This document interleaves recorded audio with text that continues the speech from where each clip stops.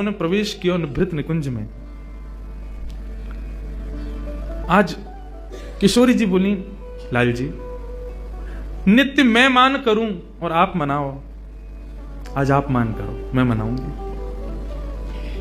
ठाकुर जी बोले नहीं, आप पे ही मान शोभा दे और मनाने की शोभा हम पे ही बढ़िया लगे, या को बदलो मत, आप ही मान करो, मैं मनाऊं। मतलब लेकिन आज किशोरी जी बोली नहीं, आज आपको हमारी बात माननी पड़ेगी, आप मान करो, हम मनाएंगे। ठाकुर जी बोले मैं मान करूं? बोले हाँ आज आप करो। मुझको सुख देवे के काजे आप मान करो। ठाकुर जी बोले ठीक है, तो आज हम मान करते हैं, आप मनाओ। और जैसे ही मान करके ठाकुर जी मुंह फुला के रूठ के और बैठे, देखो कैसी लीला, रूठ करके ठाकुर जी बैठ गए, मुंह फेर लियो। अब किशोरी जी कभी ठोड़ी पकड़ करके अपनी ओर कर रही हैं, हे श्याम सुंदर कहा भयो, मुझसे बोलो। ठाकुर जी फिर मुंह फेर लें।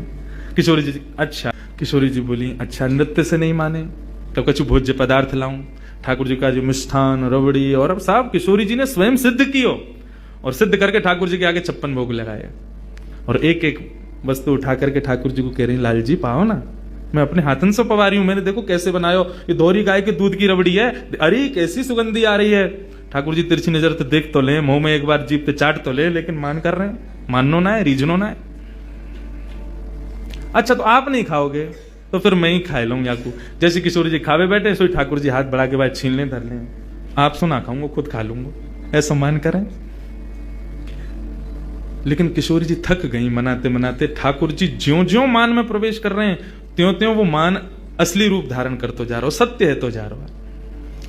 किशोरी जी ने खूब प्रयास किया कि श्याम सुंदर मान जाएं, लेकिन नहीं माने। एक दिन पूरा बीत गयो, एक रात्रि पूरी बीत गई, दूसरो दिन पूरा बीत गयो, दूसरी रात्रि पूरी बीत गई, तीसरो दिन बीत गयो, तीसरी रात्रि पूरी बीत गई, लेकिन ठाकुर जी ने मान नहीं छोड़ा।